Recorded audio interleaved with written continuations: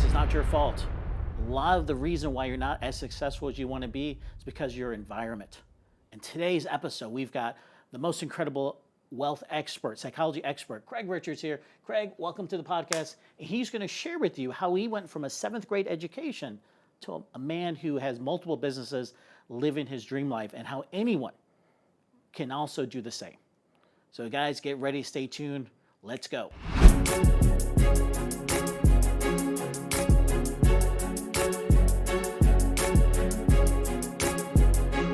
Hi, everybody. This is Louis here, and I'm so excited today for the Modern Wealth Podcast to bring in one of my close mentors, one of my coaches, and a good friend, Craig Richards. Craig, wave to the camera. And Craig is here to teach you the biggest part of success, which is the mindset, the psychology. We all know that when it comes to wealth, when it comes to building wealth, being a resourceful state, 20% is the mechanics, but the other 80% is the psychology. And we're lucky to have Craig here because Craig has spent the last 29 years with some of the top coaches in the world. Anthony Robbins, you're one of the top 5 guys who've been around him. You've coached hundreds of thousands of people and take where they're at in an unresourceful state to a more powerful, resourceful state. And most importantly, what I love is I love how beautiful and blessed your family. You've been married for how many years now? 22 years. 22 years. You have 4 lovely kids. So Craig, why don't you just share a little bit about your background? Because you started as a house painter many years ago, and now you're a multimillionaire, multiple businesses, living on a private island, your dream life. Just share a little bit to our audience about yourself. That's right, Louis. Thank you, buddy.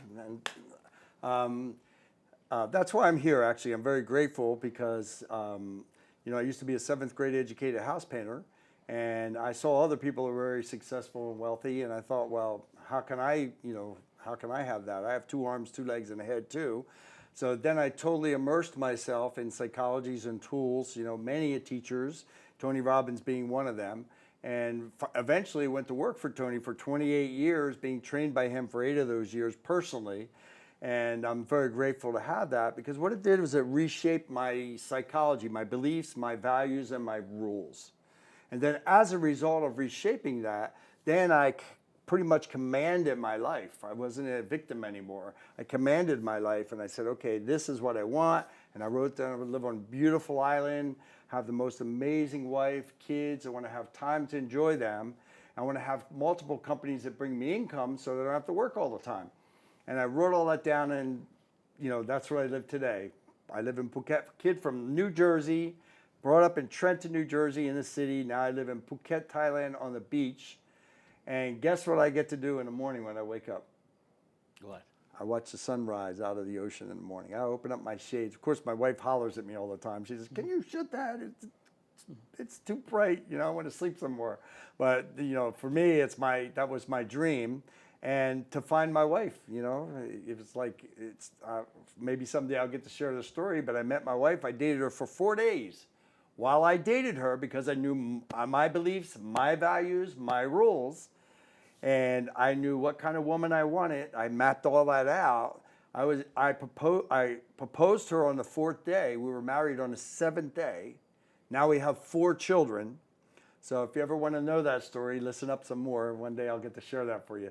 But my dreams have come true. I have multiple income streams, multiple companies that bring me income. So now I kind of like semi-retired right now. I get to enjoy life and enjoy my family, enjoy my boating, and my friends. And so that's why I'm here. I'm very grateful. I want to, and anyone. I have a private coaching. I do tour business. I mean, there's, Airbnbs. I have long-term rentals, and it's just magical what you can do when you step into your power and you command what you want, instead of being a victim. So I'm very grateful. And that's why now I would just pay it forward. In my coaching business, I've gone through all that, so I help other people. So it just really juices me to be able to, because I've gone through a lot, and it gives me the ability, to be able to help other people now. I can pick it right out on them and help them. And then I watch them shift, and that's what brings me joy. Craig, how would you define success in today's modern world? Well, in today's modern world, I think that most people define sex. Sex is good, right? No, they define success by wealth, and having lots of money and showing up with Prada and Gucci. And but what we found is that a lot of people that are living that way are empty inside. Many a times they're not happy, they're not fulfilled. And so I define success as somebody who can be happy, fulfilled, to the core, and also have wealth so that they can arrive in style. In the last 29 years, you've helped hundreds of thousands of entrepreneurs, people from around the world transform their lives. What would you say are the top 2 or top 3 things that people can do now to take them from where they're at to where they want to be? That's a great question. Well, I think that what happens is with so much change happening in the world today that people have a lot of uncertainty right now, and they have fear and worry. And I think that the number one thing that they can do is be grateful. That's the number one thing, because what happens is when we're focusing on fear and worry, then we're deleting all the good things that are going on, and it has an emotional effect on people. And so what I feel is that, in order for people to be successful, they have to be grateful. And the first, what are you most happy about in your life today? Something, there's got to be something you're grateful for. A great day, is you're above ground today, right? What else are you most happy about in your life today? I'm happy that, I have a home. I'm happy that, I have a wife. I'm happy, you can be grateful for many things, your children, you have air to breathe. So, put yourself in a state of happiness and gratefulness takes your mind off of fear and worry, and it just helps you to just have a phenomenal day and a phenomenal life. What would you say are the 2 biggest things that people need to be aware of that contribute to them not succeeding? The 2 biggest things? That contribute to them not succeeding. Because we talk about you got to be grateful, you got to have a positive attitude. But what are some things that you've seen? Again, you've coached hundreds of thousands of people just in the last few years alone. What would you say are 2 of the biggest things that people need to be aware of? I think that people inside their heart, they know what to do, but they're not doing what they know. They're not taking action. And so I think, you and I have talked about this before, but action does trump knowledge, because knowledge is only potential power. So what happens is living present in the moment when you're grateful, and then you're taking action and moving your feet because you know what your outcome is. You have to know what your outcome is. And then there has to be a meaning behind it. I mean, because, having pieces of paper with deceased notables on it, or some live notables that, you can use to trade for something, you can arrive in style, but it doesn't bring you happiness. You have to have the balance, so I think that by understanding what your outcome, your meaning for, wanting to live that way, wanting to have those things in your life, and then by, totally focusing on just being in a peak state of gratitude, keeps you out of fear. So I think that that'll help you, help people take their lives to the next level. Now, we have a huge audience out there that watch this each and every week. And a lot of them don't know your story, because you actually manifested and created your entire life right now 30, 40 years ago. So will you mind sharing them kind of where you were at when you first started this process of how to be successful, how to have the happiness, how to have the fulfillment? And maybe that might give them some hope if they're in an area where they don't see any hope. Well, I'm grateful today, but when I was young, I was brought up by, I had 4 foster families, and I had a mom, brought up by a single mom. And as a result, I ran the streets. I didn't have love, just trying to figure out life on my own. And as I said, I had foster parents. And then what happened is, as I got older, I started noticing that my life sucked, and I saw other people very successful. And I thought, well, what's the difference between them and, them and me? I said, they have, I have 2 arms, 2 legs, and a head, and so do they. Why are they successful, and why does my life suck? I need to figure this out. And as a result, I started seeking, like I found many teachers, Tony Robbins, many different speakers, and I just started, investing in that, in myself, and learning and reading books, and and I tried a few of the things that they were teaching me, and I started getting results. And I thought, well, there's nothing wrong with me. I just don't have the right strategy because of the way I was brought up. So I just need to do total immersion and get my psychology right. Because there are some things I knew that I wanted to do, but I wasn't taking action.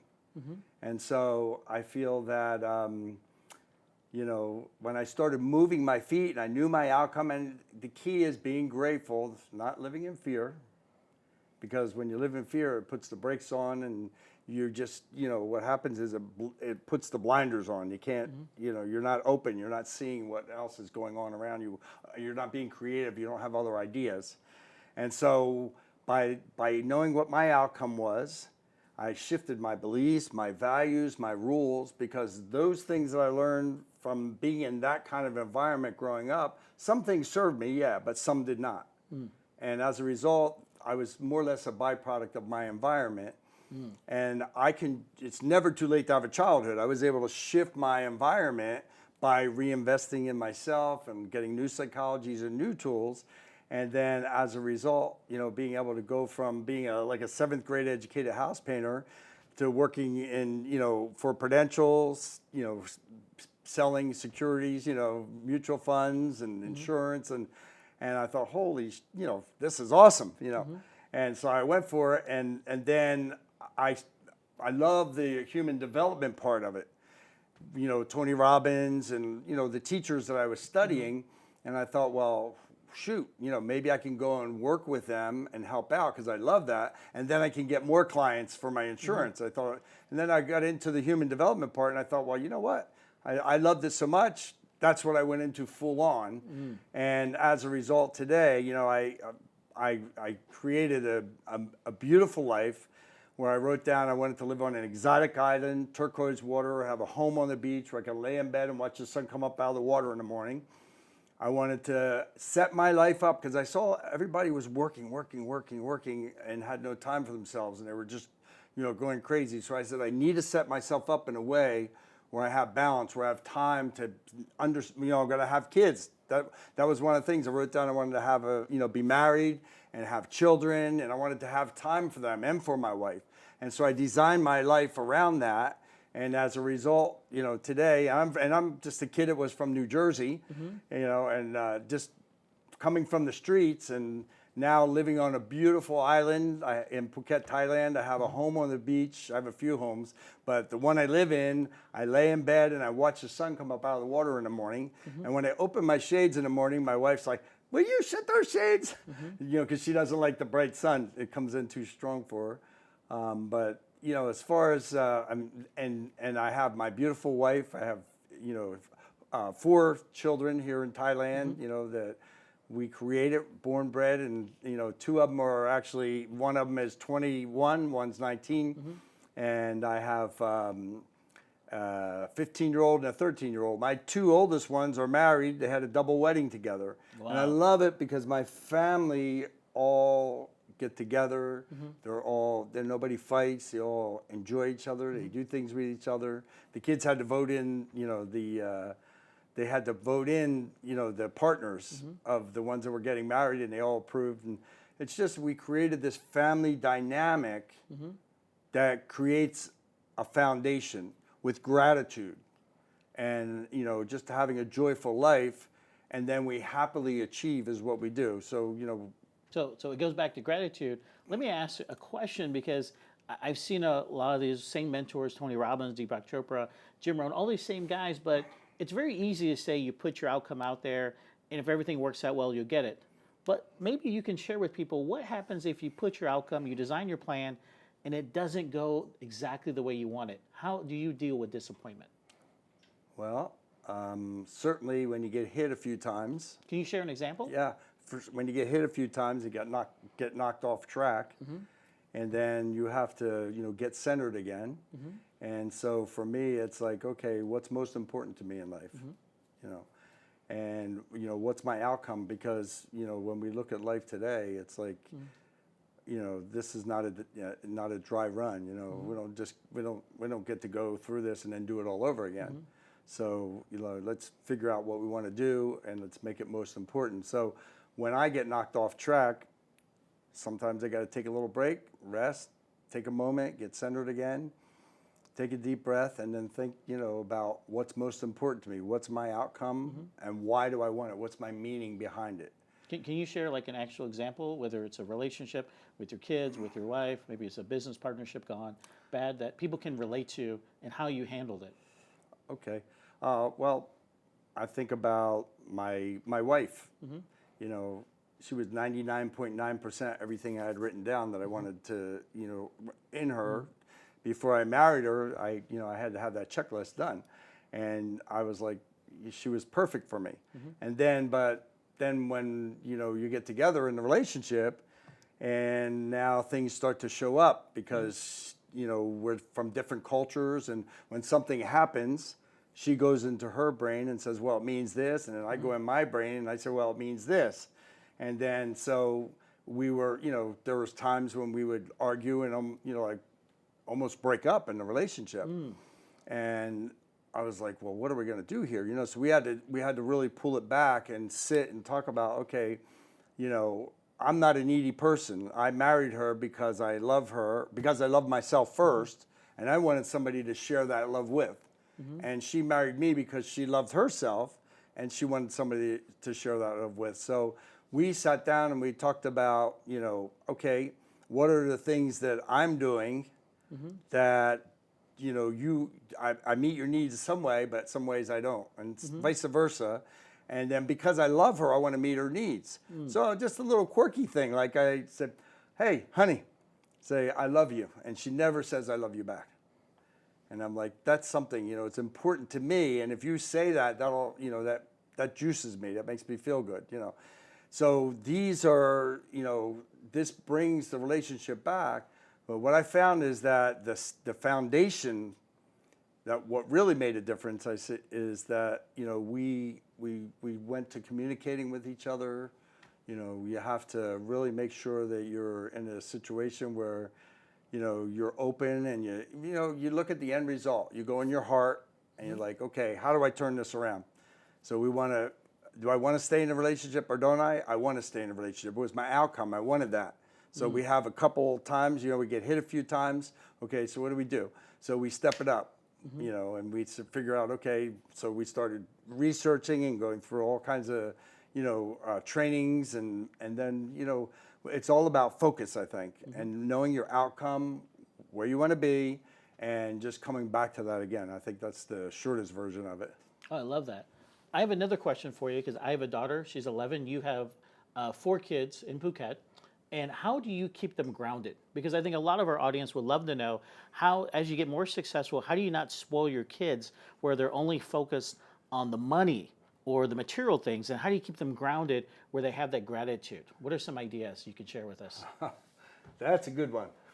The kids, because as you know, you were a kid once, right? Yes. And your parents tell you what to do, and then what do? You turn around and you look at them and you're like, that's... I know better. Yeah, I know better, So I've had that with my kids, and I tried tough love on them.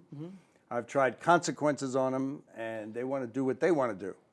And so for me, what I did was I thought, you know what? Maybe they don't have to have the happiness that I have.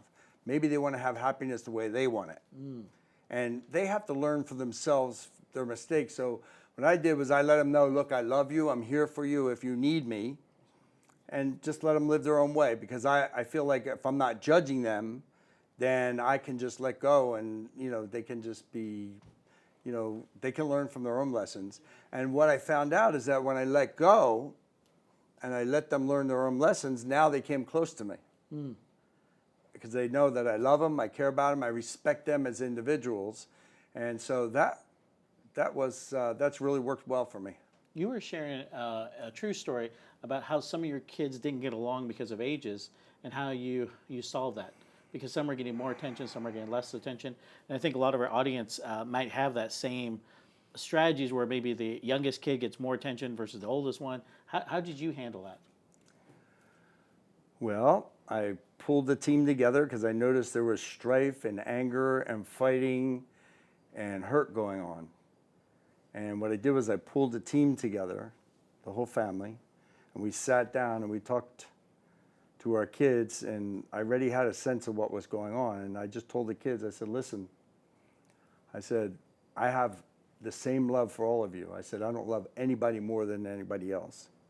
I said, you know, in this household, I love you all the same. There's no favoritism. I said, I know some of you longer because you've been here longer. I said, that's the difference. So what we did was we did some, I shared with them that, look, the first baby's born, mom and dad has to take care of the baby, okay? So we got to nurture it, we got to teach it. Second baby's born, guess what? Now we have to focus on the second baby. Third baby's born, we have to focus on the third one. We're still giving attention to the other ones, but not as much. And so we had our middle one, Alicia, she was feeling frustrated and anger. She was trying to force everybody to love her. And the older kids would pick on her because they sensed something was wrong, you know. And the youngest one didn't know, she was just young. And so we did a role reversal processes. We had the kids, you know, we took the older kids and put them in a position of the middle person and the youngest one. And we literally, my kids cried when they realized what they were doing to the middle one, picking on them. And we just helped them understand the dynamics of, you know, when you have multiple families, you know, kids have to be, when the kids are growing up, you have to take care, you have to focus on little ones. Doesn't mean we don't love you any less. It's just that they demand more, you know, more focus. So as I can tell you that as a result of that, my kids, I mean, they have the most amazing relationship with each other. I mean, it's very special. I can see that they do things together. You know, they take each other out for dinner and they go and do. You know, it's just amazing to see how they get along so good. Never ever do I see them fighting, arguing, any anger, any hurt. You know, and I teach them. I say, look, if you feel like something's hurting you or somebody, you've done outside of the family, and you know, just send them love. Just say, look, God, give me love for that person. You know, send me love so that, you know, I'm not feeling hatred, you know, and I'm not judging that person. So, but that really, you know, it's a big shift in our family. I mean, it really made a difference. And I can tell you that I have families compliment us all the time, and they're like, man, my kids are this and that, and then that gives me an opportunity to share with them, hey, well, you know, we did this, maybe you might want to try that, you know, so give them a little coaching on family relationships, because I've been through it, and you know, it's really helped our family. So Thank you for that. yeah. How would you say your priorities have changed over the last 20 years? So maybe when you were 20, 30 years old, like myself, it was more focused on money, accumulating wealth. But as you get older, wiser, your priorities have shifted. What are your priorities now, and how does that make a difference in where you want to be in the next 30, 40 years? Well, my priorities now, my priorities when I was young, let's start with that, was to feed myself, to feed my family. You know, how do I make money? And then that's what, you know, chasing after money. And then I started realizing that, okay, I got money, but where's the happiness, you know? So then I had to start focusing on that. And I found out that, you know, that there's a balance. You know, you have to make money and you have to be happy. You know, you just keep it together. They have to be together. And so I think that that's what I discovered, is that how can I do what I love and make money? How can I do what I love and make money? Or if I have vehicles that are making me money, okay, that would give me more than what I'm doing that I love, because I can use vehicles to make me money too. How can I get them going? And then what I do is I use the meaning behind it that drives it. So I know I'm doing that. Maybe it's not something that I love as much, but it gives me a nice income from it. And I don't have to do a lot. So, but you know, I just add the meaning in there. It's like, well, I have that because it's going to give me a more empowering life. You know, give me free time to be able to play with my kids. You know, allowed to travel the world, allowed to, you know, arrive in style. So, I think that helps a lot. I saw you the other day talk about this process you call reframing or rebranding yourself, and where you worked with young people and you took some of their fears and reframed them. Then you took some people maybe in their 60s and 70s and reframed it. Can you share with our audience about how reframing is important, and maybe give some examples of some of these young versus somebody who's maybe a little older, how they can use that for their advantage? First thing that comes to my mind is when we're in Patang and we were having a little round table, and one of our friends there at the table said, "Oh, he says, I'm getting too old." And I said, "Too old?" I said, "You need to reframe that." I said, "Because the older you get, the better you get." I said, experience. "And the wiser you become, and you can do more by being wiser than you can ever by just pushing as a young man, and not having the wisdom." I said, "So you need to change that around." And so that's a good example of it, of a reframe. Some people say, there's, there's what else? Well, what if I'm There's too so many- young? What if I don't have the experience? How would you reframe that one? That's a big one too, because a lot of people feel like they're too young and they can't make things happen because they don't have the experience. But youth is power. They have amazing energy. They can run circles around some people, because they have that energy. So they can, they have stamina. And so they can change it around and just make it into an empower meaning like Here's that. another one. What if I don't understand? Most of our community, we talk about cryptocurrency, we talk about blockchain, and maybe somebody who didn't grow up with that, like myself, how could I reframe that to make it empowering? Instead of saying, I don't understand this technology, how could I reframe it? I think that you can reframe that. One of the things I got from you was, I don't say I'm dumb or I'm stupid, I'm unfamiliar with it. It's just like when I came to visit you in Phuket, I might not know the directions the first time, but if I come and visit your house 4 or 5 times, I'll start to see landmarks and I'll be more familiar with the area. Just like any new type of cryptocurrency, place in trades, I'm not dumb, I'm just unfamiliar with it. We have a lot of students, different backgrounds, and they're coming to join us to learn blockchain, cryptocurrency, other new investment tools. What would you say to them if they say, I'm too old for this, I can't figure this out? I would tell them that, if you're confused, that means you're about ready to learn something. And it takes a bit of time, but you have to stay in there. First you're something new, you're not aware of it. Hello, are you new here? The simplest thing is riding a bicycle, right? It's like you see everybody else doing it and you want it. It's like, I want to be like them. I want to be with them. I want to go play and I want to make money and I want to ride bikes, and you don't know how to balance yet. And you're like, so you get up on there and you start it. You're like, well, I'm going to do it anyway. And then you fall down and you skin your knee. But what do? Do you lay there? Yeah, for a minute or two. And then you go, but my friends are playing. They're making money. I want to do it too. So they get back on the bike and they try it again and they get a little farther this time and then they fall down again.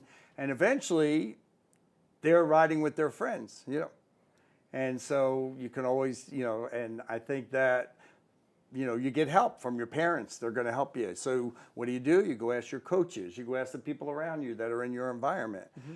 People that are successful. Pick their brains. Get some ideas from them. Create values for them. And they'll be willing to help you. And then, pretty soon you'll be riding that bike, just having fun with all your friends, and you won't have to worry about your bank account anymore. Excellent. So Craig, this past weekend you're with 30,000 people. They're all going through a challenge to become more successful, more fulfilled. What would you say if you could pick out the top 2 indicators of success? What would you say that two or three of the top indicators for success would be? Is it passion? Is it about taking action? Is it knowledge? What would you say if you could had a success strategy formula and said these people have these 2 or 3 attitudes or traits, or could develop these attitudes or traits, it'll help them be more successful? I think what helps people be most successful, number 1, they have to know their outcome. Number 2 is the meaning why. And then number 3, they must take action. So they're the 3 things that are most important. So they have to know their outcome, they have to know the reason why, and they got to take action. Right. And the only reason why people don't succeed is because the number one need is certainty. They want to feel safe. They want to feel secure. They're worried about what people are going to think about them. What are my parents going to say? What if I fail? What if I lose it all? And so that's what sabotages it. So by them shifting their psychology and just taking action, again, it's okay to make mistakes. You've got to just expect it. It's part of the game. If you're going to ride a bike, you got to expect to fall down.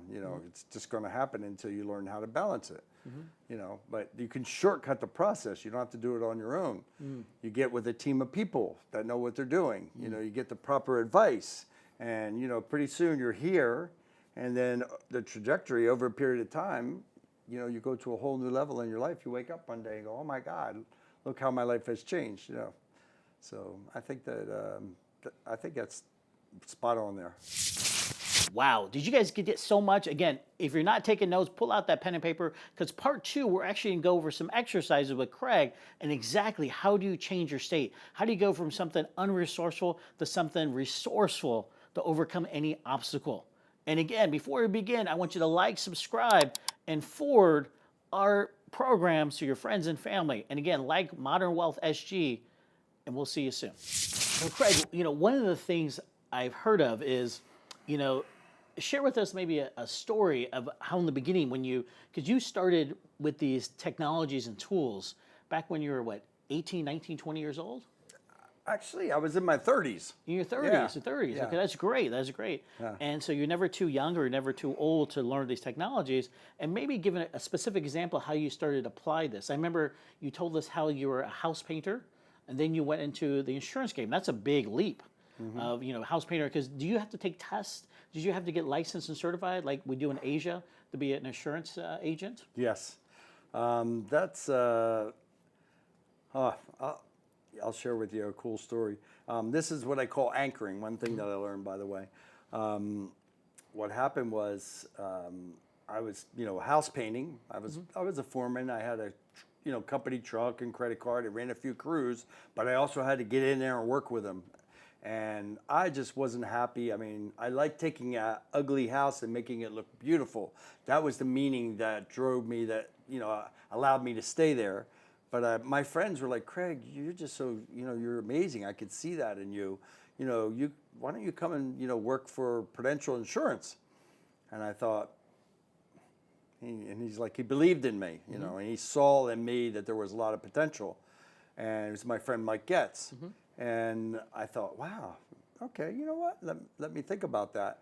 And then right away I thought, oh yeah, but I don't have a lot of education. And then again, here we go now, because I'm in seminars and I'm learning. That's why these opportunities are starting to come to me, because I'm starting to develop myself. And as you start to shift your focus, things start to show up. It's like antennas, and you start noticing them. And so my friend said, why don't you go over and meet with the boss there? So I went over and I sat down with him, and he did an interview with me. And he goes, "We love who you are." They said, "We'd hire you in a minute." He said, "But you got to pass all these tests. You have to pass the securities test and, and property and casualty and, all these tests." And I thought, okay, let me take that in. And I had a great interview, and I'm thinking, okay, what can I do? I was like, all right, well, I have to know my outcome. All right, I know why I want to do it. I want to get out of being a painter because I want to be more successful. I want to make more money. I need to know my outcome. Okay, so I know my outcome, and then I thought, but I got to pass these tests. I wasn't good in school because of being brought up by a single mother. She wasn't there for me. I had nobody watching me, nobody to teach me and help me, and it was a struggle. I never had no. I tried to pay attention in school. I really did, but I was a kid that wasn't emotionally fit at the time because of the way I had been brought up. But I said, okay, the past doesn't equal the future. I've got to, let me at least go for it, And so what I did was I remembered this process that I learned called anchoring. And I thought, okay, now I'm going to be in school taking a test, and I would be embarrassed in front of everybody. I can't stand up and change my state and stretch out and make some noises or dance. Can you share what anchoring is now to for the change audience? my state? Yeah, sure. Anchoring is you're doing something unique at the peak and then you do something. So I'm gonna actually show you what I did. So what I did was I would I would I would see, feel, and hear myself passing the test. I would, yay! I would just celebrate as if I did it. And then what I did was I would take the crack in my knuckle here and I would stick my finger there and press on it. And then I would see, feel, and hear myself passing the test. And then I would push myself in the knuckle there. And I kept doing that repeatedly over and over and over. And what it did was all I had to do, because the reason why I did it is because I knew that when I would be taking the test and I would feel a little embarrassed because I would be having a hard time. So I needed to keep myself in a state where I was, I was celebrating and winning and making it happen. So you created this feeling. It's almost like a song, right? I have some songs that put me in a quiet, relaxed mode, and I have some songs that kind of get me, pumped up. Well, and what happens is also exactly right. Yeah. And the idea is that when you hear that song, like how many of you ever had a song that you have from your childhood that was one of your favorite songs? As soon as it comes on, it brings you back to that time in your life. So I mean, I remember when I was a kid, I would hear "Under the Boardwalk, we'll be." And that was, I love the ocean. I'm an ocean kid, and it would bring me right back there. It just bring me these wonderful feelings.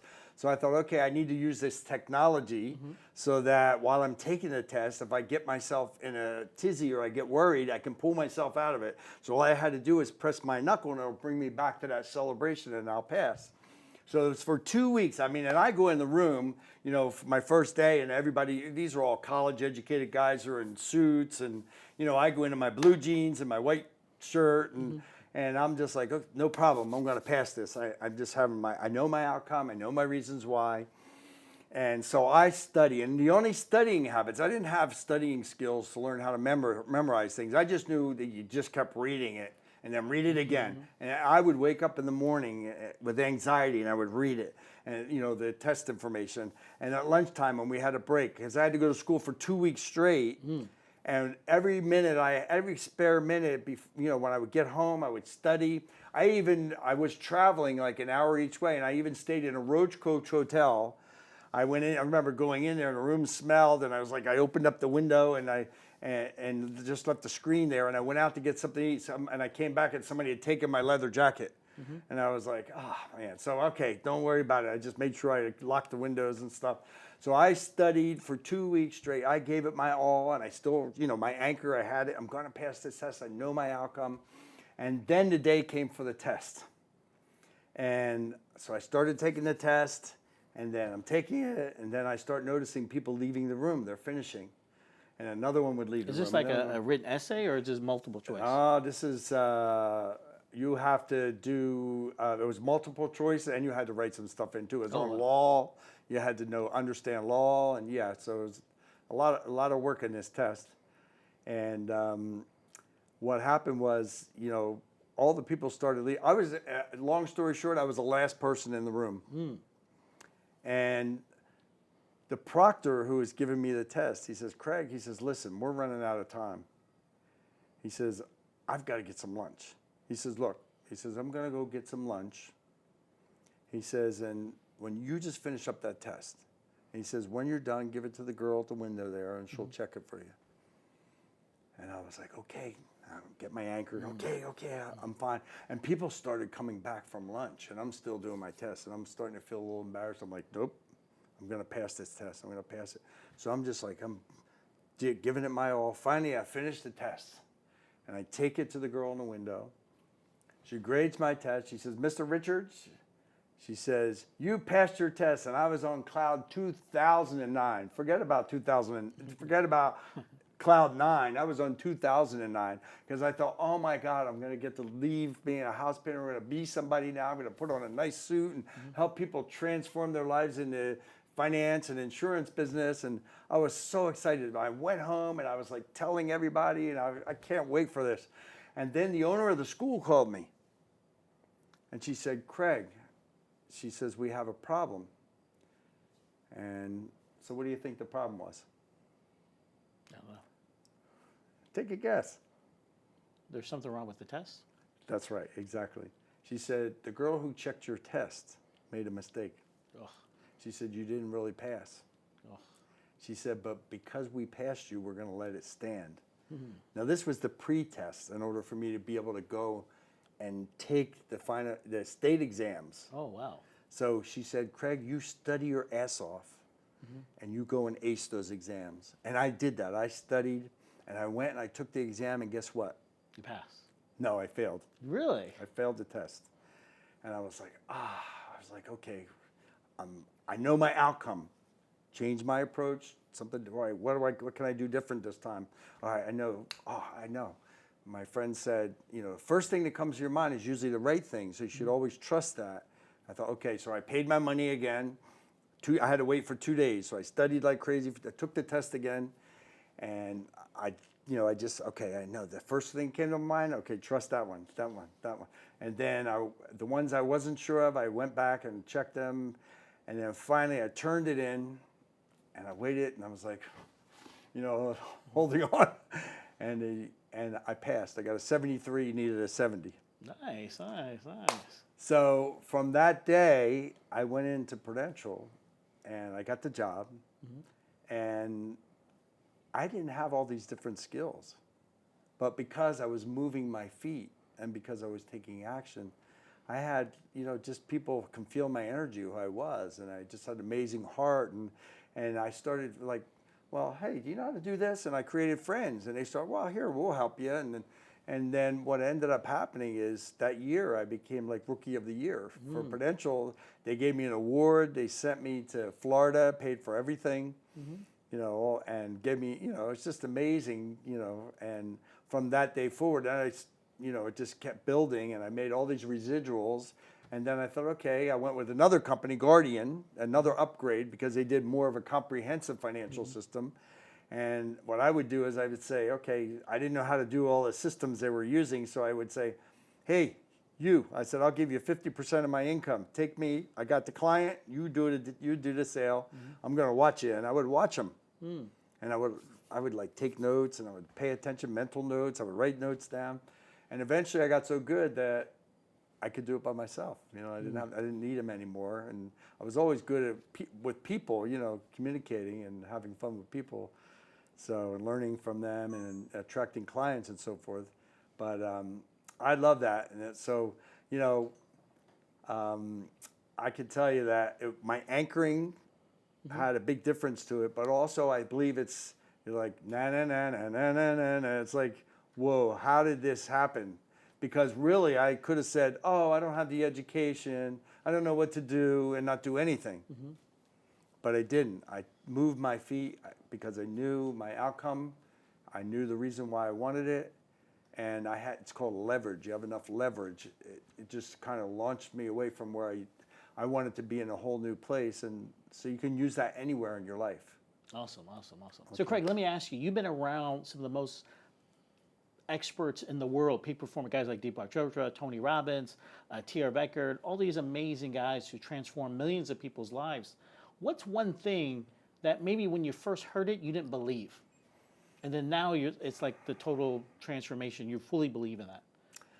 Well, I could tell you that when I went into seminars, he would have people jumping up and down and playing music and getting people all emotional. And I was like, I was used to being illogical and didn't get my emotions involved. And I thought that was a bunch of hype just to get you excited to try to sell you a product or something. But what I found out is that when you're in an energy state, when you're in we call it a peak state, where you're feeling alive and happy, and you're like, imagine your favorite football team just winning, and you're like, yeah, you feel so good, right?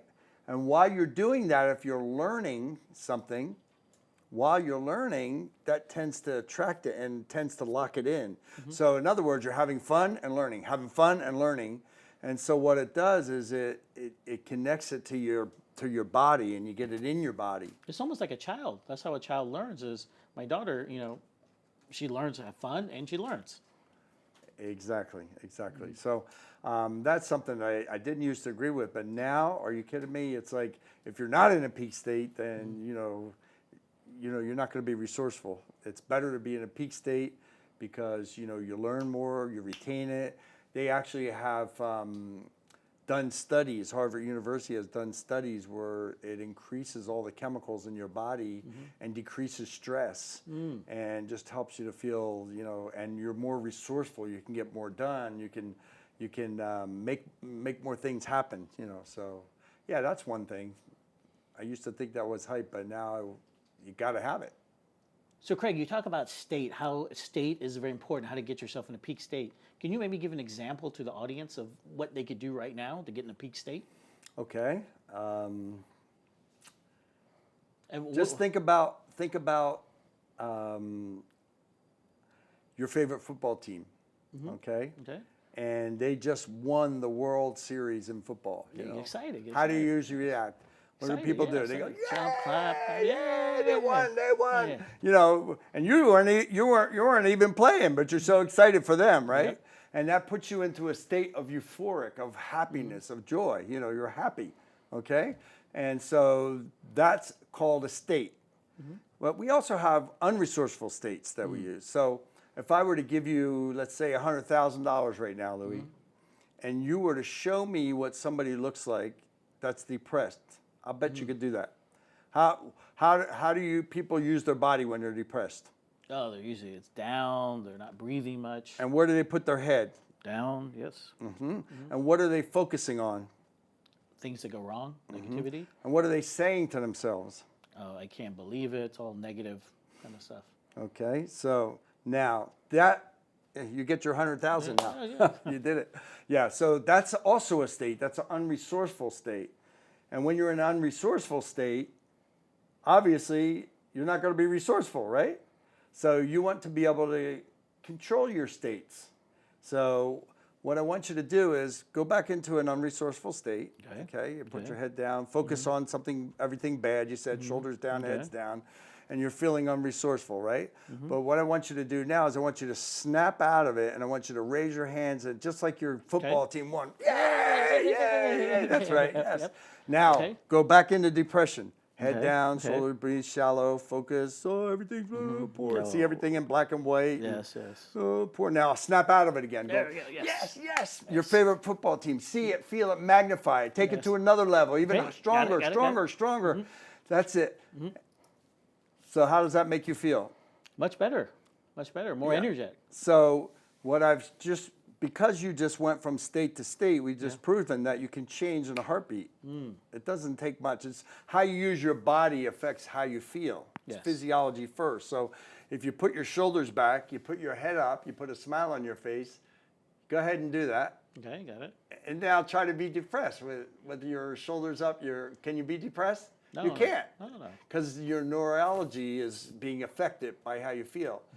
So this is why it's important to be able to control your state, because let's say something goes wrong for you, you're doing a deal, business deal, you lose on something, and you're like, okay, right away, put your shoulders up, head up, and then you'll be in a resourceful state.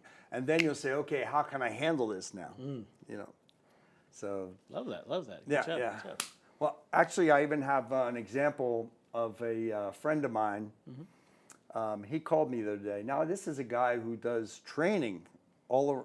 He works in Poland. He's like the Tony Robbins in Poland. And I always coach him. He always looks to me for advice. And he called me. He goes, Craig, I'm depressed. I said, what? He goes, the whole job is ruined. It's ruined, Craig. And I said, what are you talking about? I said, 2 weeks ago, you told me that it was perfect. Everything was going good because you're watching the job all along the way. He's redesigning a bunch of stuff on his house. And so then he says to me, yeah, but it's ruined, Craig. I said, well, wait a minute. I said, you're focusing the wrong way. I said, first of all, put your shoulders back, put your head up. I said, take a deep breath. And then he did that. And I said, now, do you remember 2 weeks ago you told me the projects were going right? So tell me what went right.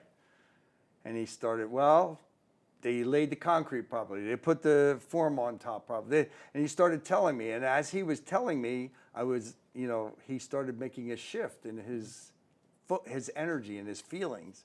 And I said, so really, you're using your physiology in the wrong way. I said, and your focus and what you're saying to yourself. And so he goes, thank you, Craig. He says, I'm so glad I called you. He says, and so then the next one, his wife sends me a message and says, oh, Craig, Chris got resourceful and found a solution. So the whole job is saved. And so now we have what we call Friday night movie nights, where we go, for Friday night, we go swimming first in the pool. Then we have dinner. We all sit down and all our wives bring food. And we all just sit around and enjoy each other. And then we watch a movie. Well, we get in the pool and I swim up, and Chris is standing there talking to a couple of my other friends. He was saying, oh, Craig, he says, he's so awesome. He says, I can always count on him. He says, I called him and he helped me to make a shift in my focus. The way I was using my brain, the way I was using my body. And, he says, that's why he's my number one coach, So I was like, Chris, I said, thank you. For you, I always take care of you. Don't worry.